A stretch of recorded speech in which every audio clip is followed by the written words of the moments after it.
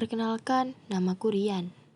Pagi yang cerah, tiba-tiba ada sekumpulan awan yang ingin merencanakan sesuatu sepertinya. Apalagi kalau bukan hujan. Mereka ingin menurunkan air hujan bersama-sama. Di mana tadi yang begitu ramai tempat wisata, tempat nongkrong, dan taman yang penuh anak-anak kecil bermain. Semua orang tergesa-gesa akan datangnya hujan. Banyak yang memiliki kegiatan yang mereka tidak ingin akan datangnya hujan hari itu. Semua tempat menjadi sepi, seperti tidak ada suara seseorang yang digigit semut. Sangat sunyi rasanya. Para pedagang sangat sedih melihat keadaan ini. Namun, setelah hujan yang begitu deras hingga menyebabkan sungai-sungai penuh dan hampir saja rumah orang-orang banjir, muncullah pelangi yang sangat indah, warna yang begitu cerah dan terlihat sangat asmara loka. Tetapi pelangi yang indah hanya sejenak saja muncul setelah hujan yang begitu deras. Ada makna yang sangat indah dan menyentuh. Apa mungkin kau hanya ingin menjadi seperti pelangi yang memberi warna duniaku setelah hujan, tapi hanya sejenak, lalu pergi meninggalkan. Langit kembali dengan normal, terlihat matahari yang bersinar cerah dan memancarkan sinarnya. Terlihat dari kejauhan, dua gadis yang sangat cantik berada di bawah matahari. Saling bergandeng tangan, seolah-olah saling menjaga satu sama lain. Dua warna kulit yang terlihat sangat berbeda, fisik yang tak sama, dan kepercayaan mereka yang terlihat berbeda. Sisi sebelah kanan memiliki tubuh yang tinggi, kurus, dan berhijab. Sedangkan sisi sebelah kiri, dia terlihat sangat cantik.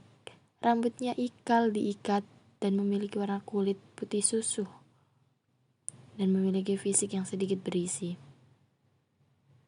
Mereka seolah-olah seperti burung merpati yang berbeda jenis tetapi saling menjaga satu sama lain. Memang tidak semua perbedaan membuat kita terhambat untuk melakukan apapun. Aku yang berada di belakang mereka sedikit mendengar percakapan mereka. Sebelah kanan berkata, "Apakah kamu tidak keberatan berteman denganku?" Sambil meminum es yang sama, gadis sebelahnya pun menjawab, "Mengapa aku harus keberatan berteman dengan kamu? Apakah karena kita berbeda?" Dengan serius menjawab, "Tidak, aku hanya bertanya. Memang kita berbeda, tetapi hati kita satu. Kita juga memiliki frekuensi yang sama. Kita juga saling mengerti perasaan masing-masing." Menjawab dengan senyuman gadis sebelah kanan. Tuhan memang satu, tetapi cara kita menyampaikan doa saja yang berbeda. Lalu tertawa kecil mereka bersama-sama dan jalan menuju tujuannya. Aku pun pergi ke kafe rindu, yaitu kafe yang sejak kecil ibuku suka mengajakku ke situ bersamanya. Setelah sekian lama kematian ibuku, aku baru ingin datang ke kafe ini lagi. Saat aku duduk di kursi kafe, aku pun memesan satu kopi latte sambil mengerjakan tugas kuliahku. Setelah 45 menit kemudian, datanglah dua gadis yang sangat cantik dan menggoda. Setelah aku perhatikan baik-baik, ternyata dua gadis itu adalah gadis yang tadi, yaitu yang jalan di depanku dan tidak sengaja aku mendengarkan sedikit pembicaraannya. Setelah memesan minuman dan makanan ringan, saat itu kafe dalam keadaan yang sangat ramai hingga kursi-kursi semua penuh. Hanya tersisa dua kursi yang ada di depanku. Mereka pun duduk di depanku dan aku pun merasa sangat grogi. Salah satu dari mereka mengatakan, "Hai mas, maaf saya duduk di sini karena semua tempat sudah penuh." Saya pun menjawab, "Oh, ya silahkan tidak apa-apa." Setelah 20 menit mereka pulang bersama-sama. Aku pun juga pulang karena langit sudah mulai gelap. Aku jalan kaki menuju kontrakan. Dan aku melihat dua gadis tersebut ternyata juga mengontrak di seberang kontrakanku. Lalu malam pun tiba. Pukul 21.00 Malam hari, aku pun menuju tempat tidur hampir menutup mata. Tetapi entah kenapa, tidak biasa. Seperti ini, mengapa kedua mataku tidak ingin ditutup? Tiba-tiba hatiku dan pikiranku seolah-olah janjian agar aku menaksir cewek yang berhijab tadi. Entah mengapa pikiranku selalu ada dia. Setelah akhirnya aku bangun pada pagi hari, aku bersiap-siap menuju kampusku. Pada saat pembelajaran, entah mengapa aku selalu teringat gadis itu. Gadis yang sangat cantik dan terlihat sangat manis. Hingga aku melamun sampai-sampai sudah selesai pembelajaran pertama. Setelah itu, aku pun bersantai dengan teman-temanku. Lalu ada gadis yang lewat di depanku. Ternyata itu gadis yang sama yang kemarin aku temui. Entah mengapa, aku dan dia seperti ditakdirkan selalu bertemu. Aku sangat gugup saat itu. Apalagi ada banyak teman-temanku. Jika nanti dia memanggilku, apa yang harus aku lakukan?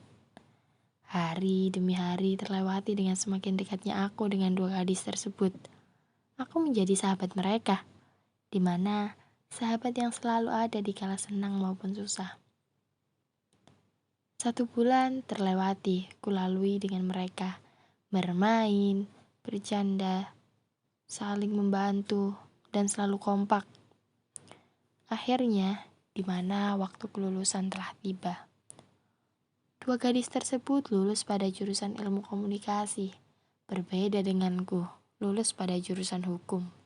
Sejak aku mengenal mereka, aku semakin mengerti apa itu arti cinta dan apa itu arti sahabat. Di mana keadaan yang tidak baik-baik saja dapat diungkapkan bahwa tidak ada apa-apa. Acara kelulusan sudah selesai.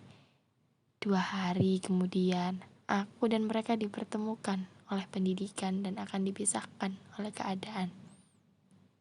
Mereka yang akan sama-sama pergi ke luar negeri untuk melanjutkan pendidikan S2-nya. Sedangkan aku yang akan mulai bekerja di tempat kota di mana aku dibesarkan. Melihat hal itu, mau tidak mau, harus ada yang rela dan mengikhlaskan demi kepentingan bersama. Saat itu, kita berpisah dengan penuh cucuran air mata. Tetapi hati kita bersama tetap berjanji bahwa nanti kita akan bertemu di waktu yang tepat. Waktu berjalan begitu cepat. Sudah 4 tahun lamanya, kita semua saling merindukan satu sama lain. Aku pun pulang kerja melihat ada gadis yang mengikat rambutnya, yaitu Reva, sahabatku pada 4 tahun lalu. Kita pun bertemu dan saling bercerita. Pada akhirnya, tibalah aku yang bertanya, di mana Laila, sahabat yang pernah ada dalam hatiku?